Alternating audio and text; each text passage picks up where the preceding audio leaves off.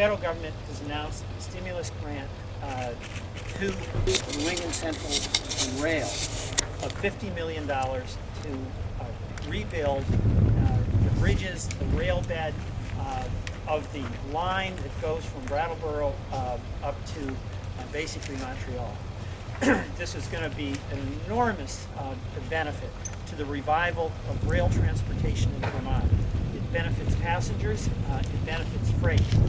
And you know, I started my career in Vermont right here in White River Junction, and it's the tail end of the glory days of the railroad.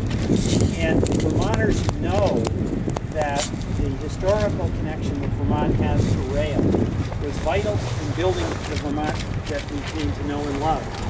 And we know today that rail is in our future.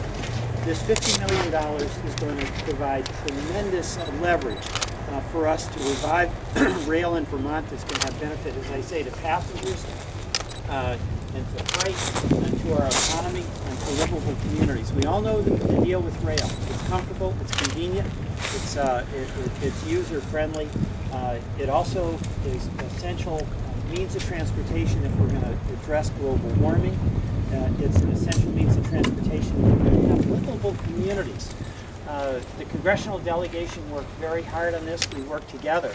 But the leadership was really provided by folks in the state of Vermont, the transportation committees, the transportation agency here in Vermont, the advocacy of citizen groups, not just in White River, but all around the state, is an enormous reason why our application was one of the few that was selected.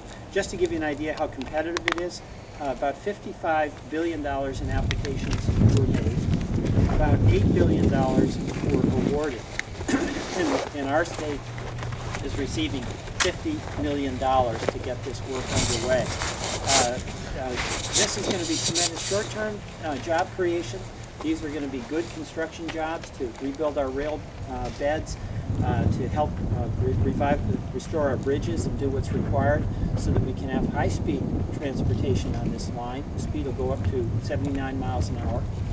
It's going to cut an hour off the trip in Vermont. That's an enormous benefit. But you know, it's not just the short-term jobs that are good and necessary. This is going to be long-term benefit. Rebuilding our infrastructure is going to mean that tourism is going to have a real asset. Freight and commerce are going to have a real infrastructure asset. And these are jobs of the future.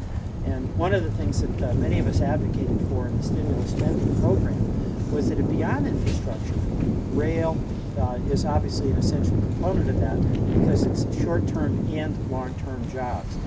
So this is extremely good news for Vermont. It's going to be beneficial to folks, not just in Vermont, but Massachusetts, Connecticut, and down to New York.